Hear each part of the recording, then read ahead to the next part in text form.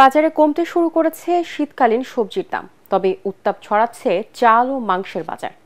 অন্যান্য নিত্য প্রয়োজনীয় পণ্যের দাম নিয়েও ক্রেতাদের মাঝে রয়েছে নানা অভিযোগ। রাজধানী বিভিন্ন বাজার ঘুরে আরো জানাচ্ছেন খালেদুল ইসলাম তানভীর। শীত বাড়ার সাথে সাথে কমতে শুরু করেছে সবজির দাম।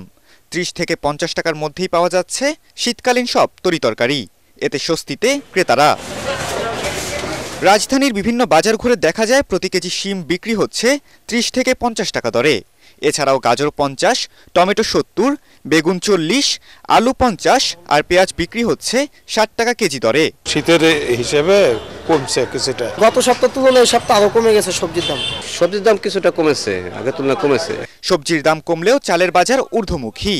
সব ধরনের চাল কেজিতে বেড়েছে ৪ থেকে ৬ টাকা। সিন্ডিকেটের কারসাজির কারণেই দাম বাড়ছে জানালেন বিক্রেতারা। নাজির চালও ৩-৪ টাকা বাড়ছে, আর ২৮ চালটা এখন ৬৫ টাকা।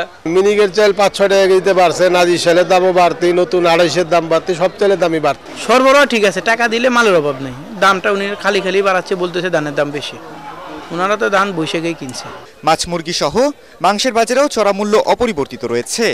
ব্রয়লার মুরগি ২১০, সোনালী ৩০০ থেকে ৩৫০ টাকা কেজি দরে বিক্রি হচ্ছে। মাছ মাংস এগুলো কিন্তু কমছে না। গরিব মানুষের জন্য বেশ কষ্টকর অবস্থায় চলছে এখন। বাজার ব্যবস্থাপনার উপরে এটার মনিটরিং করতে হবে। দামের ব্যাপারটা যদি একটা নির্ধারণ করে দেওয়া হতো তাহলে আর এই পর্যায়টা আসতো না। নিত্যপণ্যের এমন ওঠানামার নিয়ন্ত্রণে নিয়মিত বাজার মনিটরিংয়ের তাগিদ জনসাধারণের। খালেদুল ইসলাম তানভীর, এটিএন বাংলা, ঢাকা।